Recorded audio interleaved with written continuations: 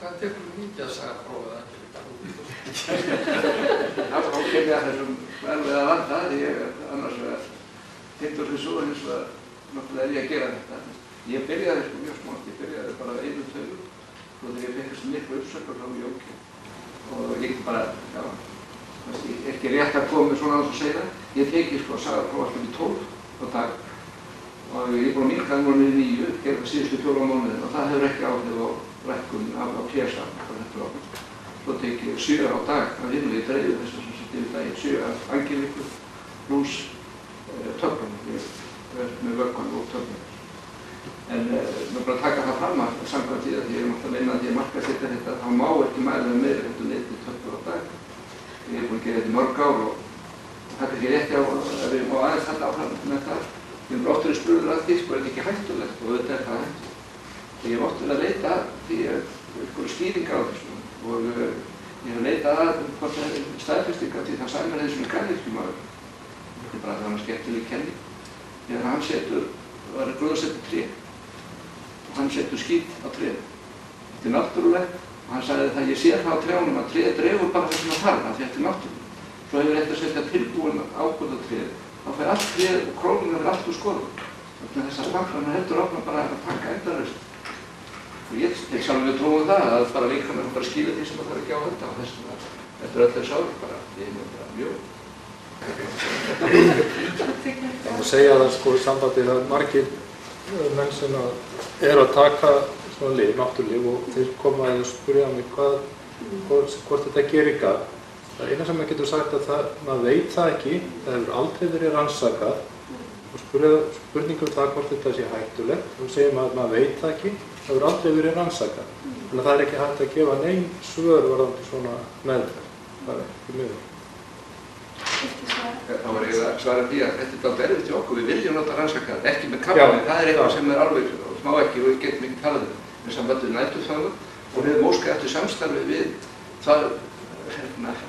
þarfræðilækna og þeir hafa ekki áhuga á því slíku samstarfi. Við verðum að leita einhvers staðar erlendis frá því við viljum láta reyna á þetta ekki af því við viljum ekki láta. Þetta er gríðarlega mikið vinna og kostnaðarsamt að gera svona rannsóknir, við vitum það í sambandi við lyfjarannsóknir og það er svona helsta ástæða fyrir því. En aðalatriðið er það að það hefur ekki verið rannsakað og þess vegna vitum við svo lítið. Er því sama þá kannski með anglikun og þetta eins og með rúmblúslið? Bara líkaminn hann skilar ekki hafnaglega þegar hann komið á mikið í sprottinu eða á mikið sérstæð. Það bara stoppar. Ég held að það sem ég trú, en svo er náttúrulega að taka þér fram að það er náttúrulega mörg fleiri náttúruvörur og við og allt mögulegt, þannig að bara því ég er hér og þetta er eina sem ég þekki, þá tala ég um það. Það er náttúrulega miklu fleira sem er á boðstofnum. Ég veit að það að líkaminn að þegar það fer ómikið á svona í hana þá kemur það þeim hafnum stundan. Það sé bara stoppnum og nókun að þessu bílum og svo getur það byrja aftur. Það er náttúrulega ekki við allt eins og vítamínin sem eru fituleysanleg og önnur eru vatnsleysanleg og vatnsleysanleg vítamín eins og vítamín C. Þú skilur bara frá það sem þú þarft ekki að nota en fituleysanlegu vítamínin þú slærð þeim upp í líkamanum. Þannig að það eru til eiturverkanir af of mikið af B-vítamínum ýmsum. Þannig að það eru ýmis efni sem þú slærð upp og losar ekki við leið ef þú þarft ekki að halda. Þetta er sem maður að heyra í fyrsta skipti því að það sagði að líkaminn losaði svona ef maður ákvöður að líkaminn losa sig auka vítamín þegar Tilfellin er náttúrulega fá af því að þú þarft að taka það mikið af þessu til þess að valda einhverjum lifrarprófsbreytingum eða einhverjum eiturverkum. Nú Helgi sýndi að, og það eru þessar skýrslur ýmsar sem sýna að mataræði hefur talsverð áhrif á tilurð, vöxt og viðgang allavega blöðruháls og brjóstakrabbameins, ristilkrabbameins. Og við hefum verið í meðferð í 4 ár senn en aldrei verið vigtaður eða spurt eitt eða neitt, aldrei verið fengið eina mataræðisáhrif. Þó svo að tölurnar sem frásýndi að þessi tíðni er ég spyr eiginlega hvernig geta læknar sagt að mataræði þessi óviss hvort að mataræði hafi áhrif þegar við sjáum hvað eru margir milljarðar manns í Kína sem hafa miklu lægra. Það er stærsta tilhugsunartilur í heimi og útkoman er þessi. Og hjá okkur á Norðurlöndum erum við með þessa 10 milljóna manns með þessa háu kínversku krabbamein. Og ég bara vil hvetja til þess að þessi mataræðisþáttur sé að það sé gengið í það, sko, hvort sem það eru til klínískar rannsóknir á því, sko. Mér finnst klínískar rannsóknir á heilum þjóðarbálkum vera svo yfirgnæfandi að það þurfi ekki beinlínis, sko, að fara út í svona skipulagða læknisfræðilega klíníska rannsókn. Af því ofta ef það fara út í klíníska rannsókn, ef fólk fær til dæmis drekkur eitthvað grænt te, það myndi vissulega bara drepast af því að það soja og grænt te. En þetta þarf að vera þessi balans. Og oft þegar það gera klíníska rannsóknir þá sýndi neikvæð áhrif af efnum vegna þess að fólk það einfaldlega of mikið af það. Held ég. Það er svo komið inn á þetta, náttúrulega aftur aðeins verið að blanda saman, sko, þessum áhættuþáttum og svo breyttum lífstíl þegar krabbamein hefur greinst. Það er, eins og ég sýndi, töluvert mikið af upplýsingum um áhrif mataræðis og við sjáum það náttúrulega bara á faraldsvæðinni, hvernig sjúkdómstíðnin er heiminn. Áhrif mataræðis á það komi upp blöðruhálskirtilskrabbamein. En það er miklu minni upplýsingar til það hversu mikil áhrif mataræði hefur á þróun kirtilsins, kirtilkrabbameinsins, eins og við höfum aðeins komið inn áður. Það er reyndar til upplýsingar eins og ég myndist á offitu og þróun kirtilkrabbameins, en miklu minni áhrif mataræðis. Ég ætla að segja að það er kunningi minn sem er krabbameinslæknir. Ég spurði hann einhvern tíma þeirra spurninga, hefur trú á því sem ég er að gera. Annars er það að breyta mataræði og hins vegar að taka svona náttúrulega eins og þeir ekki. Hann svaraði mjög hreinskilnislega í fyrra tilfellinu nei. Vegna þess að ég veit ekkert um það, ég hef ekkert lært um það og ég þekki ekkert og þetta er ekkert hluti af mínu námi og ég segi bara nei það. Síðan tilfellinu já, vegna þess að ég veit að krabbameinslyf þau eru öll með nauninu og náttúrunni. Það gæti verið, en þetta er rannsókn. Mér finnst þetta mjög heilvíst og hreinskilin svar. Og varandi, sko, nú vorum við sjálf búið að taka kirtilum og mörgum okkar inni sem eru hér inni, sko, að þetta PSA eða eiginlega sem að framleitt um blöðruhálskirtilum, sko, er þar alveg ekki lengur til staðar hjá okkur. Hefur það einhvern tíma verið rannsakað raunverulega hvað þetta gerir fyrir líkamann sem slíkan og hver eru eiginlega áhrif þess að fjarlægja þennan kirtil og þessa framleiðslu á líkamann? Sko, PSA, það hefur bara staðbundin áhrif í kirtlinu sjálfum. Þetta er eggjahvítuefni sem að hjálpa sáðfrumunum að auka hreyfanleika þeirra þannig að þau komist auðveldlega áfram. Má segja það. Þannig að PSA hefur ekki áhrif neins staðar annars staðar heldur en bara í kirtlinu. Með búið að taka kirtilinn og sáðbörurna þá á ekki að vera neitt PSA sem framleitt í líkamann. Þannig að þetta er það eina hlutur sem þetta efni hefur. Það er í kirtlinu. En síðan getur það myndast, sem sagt, þó sé búið að taka kirtil, þá getur þetta PSA farið að hækka aftur. En það þýðir það að þá eru kirtilfrumur, kirtilfrumur eftir í líkamann. Þannig að þetta er mjög gott próf til þess að meta það, hvort eitthvað er eftir og hvort eitthvað að fara að vaxa aftur. Ég voru að fjarlægja kirtilinn með þeim meinum sem ég voru en það var svörun, þessar svörun.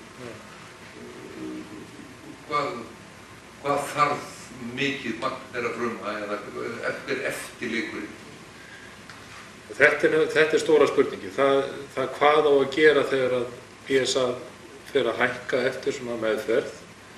Það þýðir það að það eru krabbameinsfrumur eða kirtilfrumur ennþá í líkamannum og þá fer það eftir því hversu hratt þetta hækkar, eins og hröðunin á hækkunin eins og Þráinn var að tala um, hvernig á að grípa inn í, en það sem flest bendir til í dag að það eigi að grípa fyrr en seinna inn í og þá með geislameðferð ef það fer að hækka PSA-gildi. Þannig að líkurnar eru á því að það séu frumur á þessu svæði þar sem kirtillinn var. Og síðan er hægt að gefa þessa hormónahvarfsmeðferð líka sem Helgi var að tala. Gera hvort tveggja í senn? Já, jafnvel hvort tveggja í senn. Hvort tveggja bæði hormóna og geislameðferð. Árangur af slíku hann mælanlegur eða eitthvað rannsóknir? Já, það eru til rannsóknir og það hefur sýnt sig að þessi meðferð með geislum og hormónum það hefur betri áhrif á lifun heldur en að gera ekki. Þá er leiðið þakka og kærlega fyrir frábæra fyrirlestra. Það finnst ykkur ekki framför að hafa skots í baki með því frábæringar. Ég meina, nú var þetta sýnt alþjóð, þessi vísdómur, og sem við komum ótal spurningar. Það er framför ekki að koma sér ykkur miðlægri svörun við þessu. Nú kemur allt þjóðum og spyr og því standi ekki verið framan hana bara núna þess að fá á bænsku. Ég held að bara þessi fundur endurspegli það að það er þörf á meiri upplýsingum sem Þráinn var að tala að við þurfum bara að standa okkur betur og þetta er allt í gangi. Það er að koma fleiri upplýsingabæklingar og bækur þessi vandamál og prógram sem eru í þannig að það voru líka að segja að meiri upplýsingar vekja alltaf fleiri spurningar líka því meira sem maður veit því meira veit maður að spyrja. Það held ég að segja aðeins. Þannig að þetta er það viðleiknir til þess að fólk fara að spyrja fleiri spurningar eins og Þráinn var í rauninni kannski að gefa í skil. Þetta eru spurningar kannski sem hann hafði á sinni tíma en hann spyr endalaust fleiri spurningar því sem hann veit meir í rauninni. Við vorum með einstaklega deyfingu í kirtlinum, það náðum við sænska eða eitthvað. Ég fekk hugmynd, nú lenti ég í slysi rétt áður en að ég greinist og þá var ég deyfður Bjarni Valtýsson. Það er hitadeyfing. Það er ekki hít, heldur það násetting og hít af 40 gráður. Er hægt að gera svíða í sambandi með blöðrusnið. Þá sem að það var staðið fyrir geisla eða því. Þessi deyfing sem við talum við þessa innri geislun, þar sem við komum fyrir svona geislavirkum Já, en í staðinn þá með hýta að bara það svæða kirtillinn svo að gefti mig þessar taugar sem ég tapaði það voru að flakkandi leiti út vatn og til að stoppa það voru það fylga í róti. Ekki ósvipaðar aðferðir hafa verið þróaðar fyrir ýmis æxli og ýmis meinvörp, hvort að frysta eða þá að hýta eða sjóða meinvarpið með svona rafleiðni eða örbylgjum. En ég veit ekki til þess að það hefur verið þróað fyrir blöðruskirtilinn og ég gæti trúið því að þessi er mjög erfitt vegna nálægðar við taugar og æðar. Jú, þetta hefur reyndar verið gert, eins og Þráinn sýndi mynda og það er HIFU meðferðin. Það er þá notað hljóðbylgjur til að hita kirtilinn og líka frysting og frjósa frumurnar, því að krabbameinsfrumurnar það drepast við ákveðið mikið frost, reynda að drepast heilbrigðar við minni hita, þannig að þetta hefur áhrif á umhverfið og taugarnar líka. En þessi meðferð, hún er á tilraunastigi, getur maður sagt. Hún er í gangi. Þetta er í gangi, já. Það er miklu lengra komin í eins og æxlum í lifur að lungum þar sem mun meira vefi er umhverfis og nákvæmni hvað var að hitan eða kuldan er ekki eins mikilvæg. Að hafa bara stutt lokaorð og byrja þér Helgi, hver er svona kjarninn í þínum boðskap? Bara 15 sekúndur. Já, við vitum ekki orsakir blöðruskirtilskrabbameins en við vitum það að það eru ýmsir þættir í umhverfi og mataræði sem hafa þar áhrif á. Og eflaust hafa mjög margir þættir þar í einni áhrif á blöðruskirtilskrabbamein sem hefur verið greint og á þróun þess. Og það eru mikla framfarir á næstu leitum.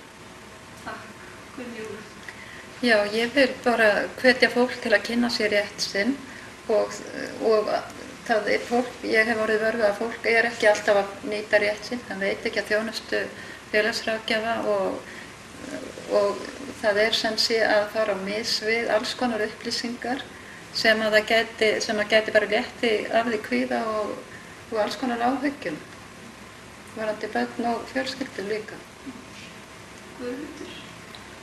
Já, þetta kannski bara hvetja karlmenn til þess að hugsa vel heilsuna og þar á meðal að hugsa blöðruhálskirtilinn þar á meðal, hvort þeir ættu að láta hann skoða en hugsa það áður en þeir fara að taka hjá sér blóðprufur og hver afleiðingin að því getur verið og síðan að hafa þá gott samráð við lækninn áður en að fara þeir áfram í greininguna, svo held ég sig bara að upplýsingar gefur sér mikið á þeim. Blöðruhálskirtilskrabbamein er fjölskyldusjúkdómur og upplýsingar eru mjög mikilvægar einmitt til þess að minnka kvíða og að geta tekist á við sjúkdóminn. Og ráðgjafarþjónustan er til þess að styðja fólk í þessu ferli hvar sem það er, hvort sem það er nýgreint eða mörg ár síðan það greindist, því að það er þannig að krabbamein, sá sem er einu sinni greinst, það hverfur aldrei frá honum, þessi tilfinning og þessi ótti. Og við erum að það, eins og segir, bæði sem félagsráðgjafi og sjúkdómafræðingur og leitum upplýsingar það sem þarf, sem ekki til staðar. Við hvetjum alla til þess að nýta þessari þjónustu. Ég ætti að setja svona sem aðalatur, þá vil ég setja forvarnirnar, nr. 1. Þetta er eiginlega þannig í dag að umræðan snýst eða alveg svo bíl okkar þegar hann bilar. Þegar hann bilar, þá fyrir við með að viðgerðarvesti og látum gera við hann. En mér finnst eiginlega skipt, ég myndi setja það á undan. Það er að segja að velta fyrir sér þessum með mataræðið og gefa svo sem er alltaf mjög ekki óvissu þættir. Þannig að ef það er mögulegt, hann mun alltaf ekki gilda fyrir alla, en kannski fyrir einhverja þurfa þeir aldrei á þess að halda sem við erum að sína á að það er eins og umvarleika sem við erum að sjá.